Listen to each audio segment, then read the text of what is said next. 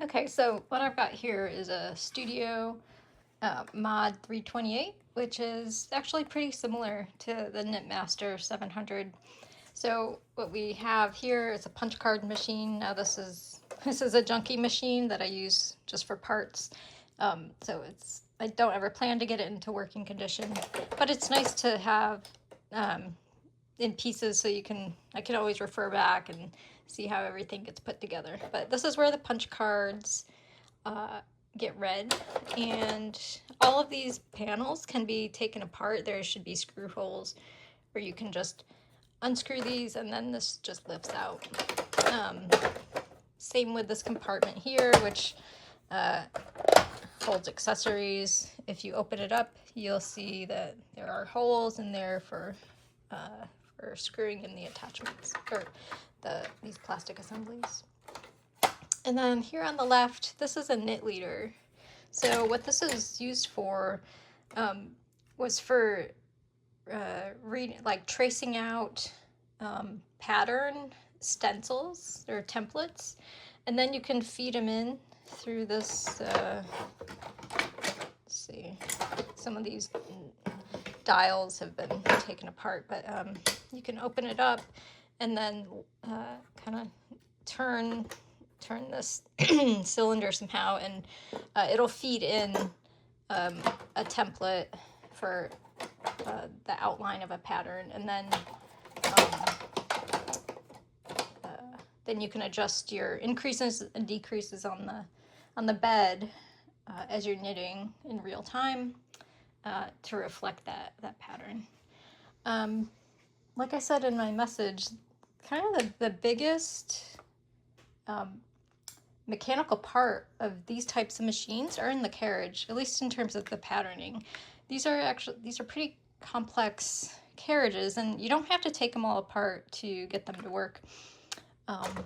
But how they work though is that once you feed in the punch card in here, so like you start putting in the punch card, and this, you can feed it in with this, and then these two levers, or one's a start and one's a stop, and I forget what the other one is. Like, I think it can stretch out the pattern instead of doing just one row every pass. But anyway, the pattern from the punch card gets transferred into these little plastic pin things, and that pattern gets translated into these pattern drums that are in the back of the carriage. And so I guess the first thing I would do is make sure these pattern drums can spin, and you should be able to do that. This one is a little bit stuck. It doesn't spin as freely, so we'll have to take the carriage open, just take the case off of it. It's pretty easy. And just clean it out. I'll show you what kind of cleaners that I use for that. But one thing before we get into the weeds on that, here, let me put my phone down here. Before getting into any of the disassembly of the machine or the carriage, the first thing you should check is the sponge bar. So I usually take nose pliers or like a flathead screwdriver, and then there's should be able to see it, and you can kind of give it a push and see it come out the other end. It goes up both ways, so should be like a little white tip piece of plastic. It might be hard to pull out, but once you get it out on one side, I usually just take the pliers and feed it out. Yeah, like that. And if the machine hasn't been used in a long time, it's going to look really bad. It's going to be completely deteriorated. And I just noticed that the last person who put the sponge bar in this thing put it in upside down, which it should always be inserted with the with the metal part on the top. And as you can see, the sponge had completely deteriorated. That's okay. I'm not planning to fix this machine up, like I said.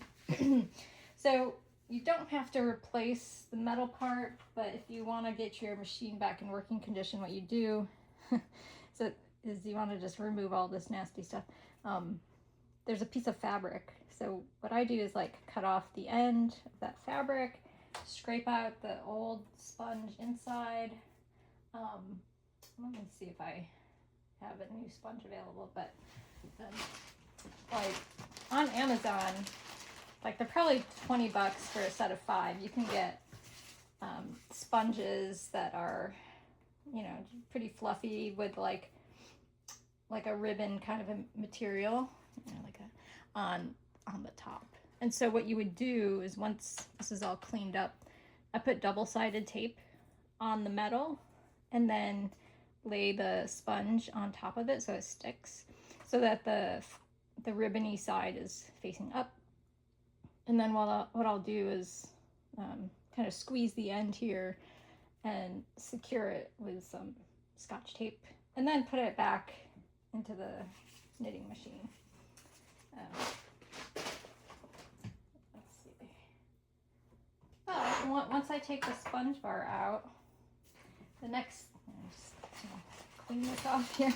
The next thing I do is take the needles out because I want to inspect if they all work. How you do that, first you take the sponge bar out, and then you can just grab any type of needle, pull it all the way into this D position, and then tip it forward, and you can see the end of it will come out, and then usually you have to make sure that the latch is closed and then pull it out. And so these standard gauge machines have 200 needles. You'll want to clean them and inspect if any of them are warped or rusted.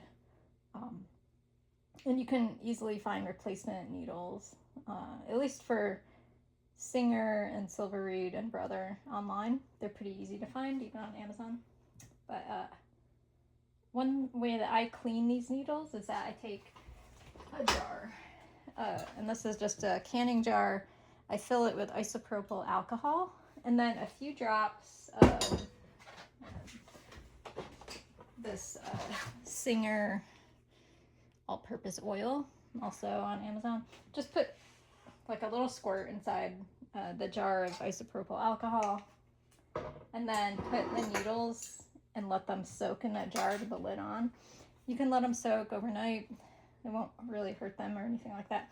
And then once you're ready to put them back in the machine, like give the jar a good shake so that it, all the dirt or any debris kind of comes loose from the needles. And then, you know, putting them back in is kind of the same as the opposite of taking them out. So make sure, in this case, that the latch is open. Feed it back into the slot. And pull it all the way forward, and then push it back. And you'll feel that there's like a little slot that the needle has to go in to go back all the way. And once you're ready to put in the new sponge bar, again, make sure that the metal side is on top, and then you can start putting it into either end of the machine. So it would go in right there on this side as well. And when you start putting it in, you want to kind of press down on these needles as you're pushing it in, so that it gets into the right alignment with the needles. Okay, so that's where I would start. Like I said, most of the mechanical action that happens for patterning is here with the carriage. So like I said before, what these patterning drums do is that they take the pattern from the punch card, which is relayed into these little plastic pins, and then they are read onto these drums when you pass the carriage over them. And so you can kind of play around. You can press down on, I'm gonna get a good shot of this. You can press down and feel those little pins. So they would get pressed down by those little plastic pegs in front of the punch card reader. And so that's how it transforms transmits that pattern. And then you can pop them back out by pushing back down on the bottom. But these pattern drums, they have to spin nice and freely like that. They can't be kind of sticky like that. So best way to fix that is to take the carrot apart and clean it. So let me focus in a little bit better here. The first thing you should do is to take the handle off. So you can just use a Phillips head screwdriver. And there are little screws right there that you want to take out, one on either side.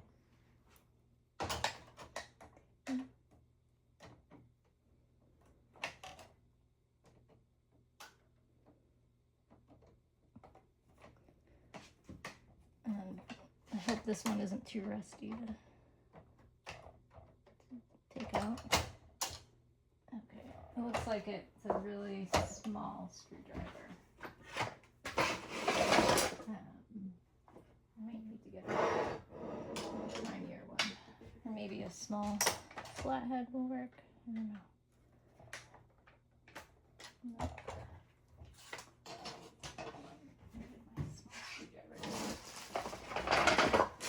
This is the problem with a messy work area. All right, I'm gonna get back after I find it.